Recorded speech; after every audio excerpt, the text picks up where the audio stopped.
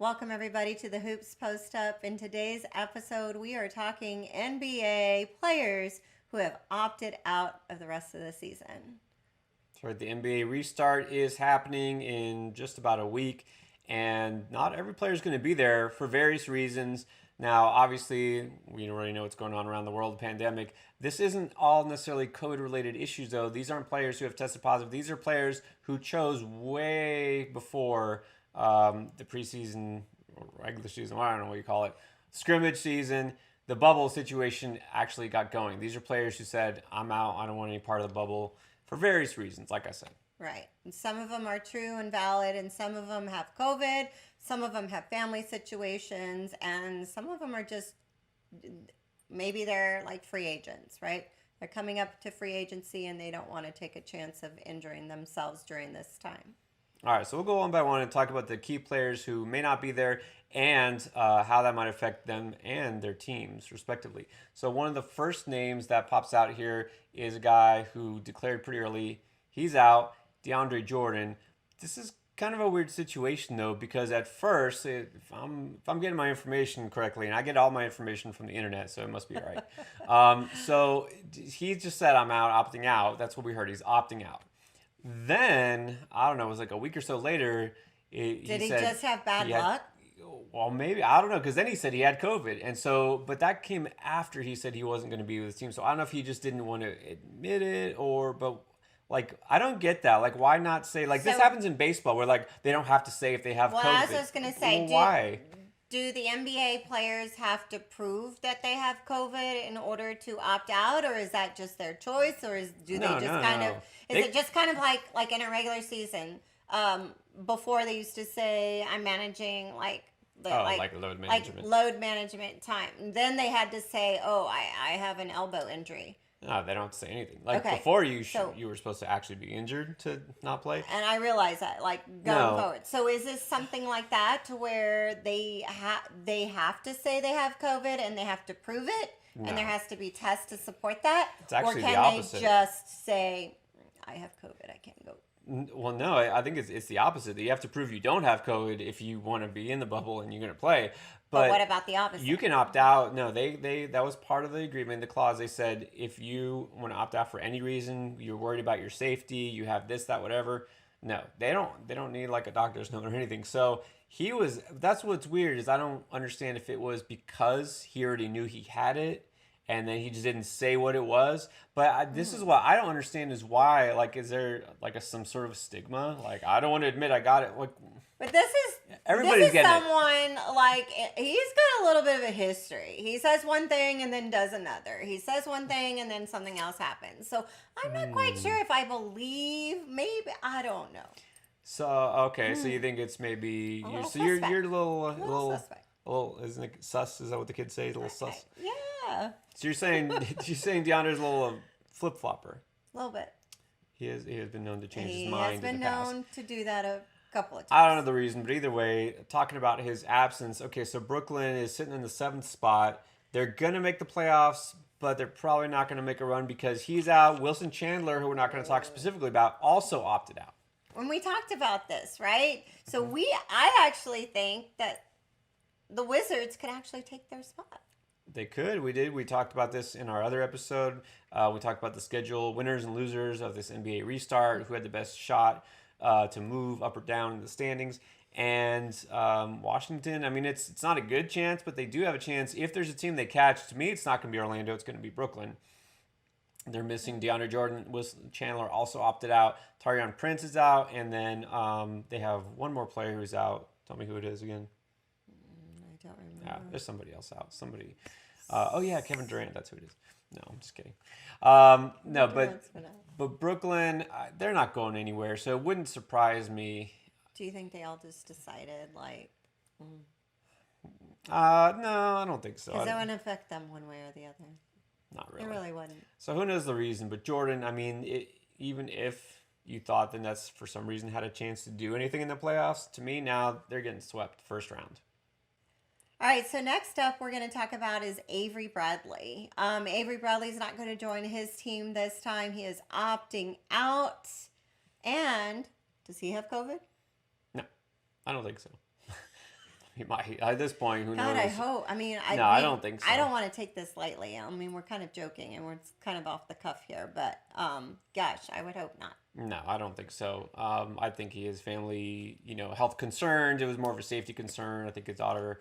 But the point is, he's going to be absent from a team that really, really is pushing for a championship. Obviously, all the teams are, but this is a team that kind of has that win now window. They want to try to convince Anthony Davis to stay long term, right? LeBron is not going to play forever, we think.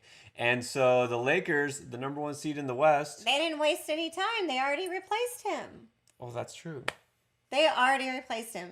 Avery Bradley said, I can't go. Well, guess what? J.R. Smith is here. Okay. So J.R. Smith is at a, equal replacement for Bradley. It depends. Are we getting the J.R. Smith from a couple years ago? Yeah. He's pretty competitive. He's got some good defense. They're probably equal with regard to defense. What about their shooting? We know JR's got the stroke, right? He could definitely shoot it. Now his percentage last year, when he did play last year, was not too good. So let's see, if he can come in and light it up like he used to off the bench. We'll see. I don't know how much they're gonna want him to shoot. I think he's more of depth Just at this point. Like, but fill the spot, take spot. the role. They're not gonna step up where you can. expect too much from him. So right. A good move. Obviously, he's kind of familiar with LeBron. You might remember that.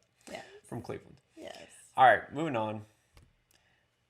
All right, so next up we have Trevor Ariza. So he's got some family home situation to take care of. He's got some court business, and for his family's sake, he has chosen not to participate in the bubble. Yeah, can't blame him there. So obviously he had a tough decision to make. Being responsible, stepping up and doing his job, his duties. Being a father, definitely the most important job you'll have. But here's the thing.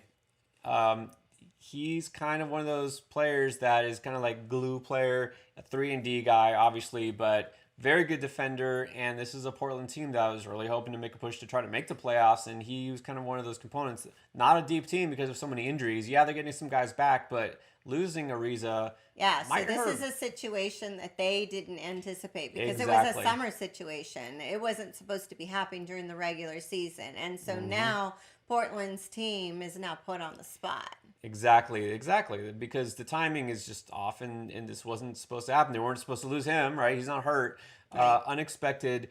Is he, one of the main guys for this team? No, but this is something that could have kind of unforeseen, consequences. Yeah. So really, they have to hope that Nurkic is 100%, and that they can kind of fight through it. Melo will just make everything better, though, right? Hey, he's looking pretty good lately. Looking pretty good, as long as you don't expect any defense, right? Not 3-and-D, it's just 3 with him. I'll take it. All right, and then a guy that you're familiar with, former Spur, Davis Bertans. And you know what? Good for him. So he is opting out. He is actually a free agent.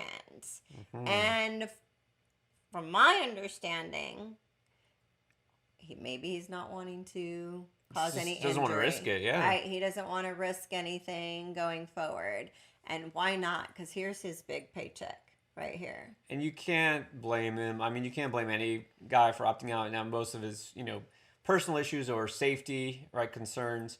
There really shouldn't be any safety concerns at this point because they're in a bubble. I mean, they are in the safest place in America right now. Yeah, I don't know how you could think being out in the general public is safer than being at Disney World, but I mean, I don't mean Disney World like, the Peter Pan ride with all the tourists. I mean the complex with the bubble, but I don't blame him either. I mean, we see college players do this all the time, right? They basically sit their senior season, because they have a minor injury. And take care of their bodies. And they just don't want to risk it. Exactly. Football players don't play in bowl games nowadays just because they don't want to get hurt in their last game before they go to the draft. I mean, it happens. And it is a different circumstance. You're coming off of not training consistently for 3 or 4 months, and then you're put into this shotgun effect.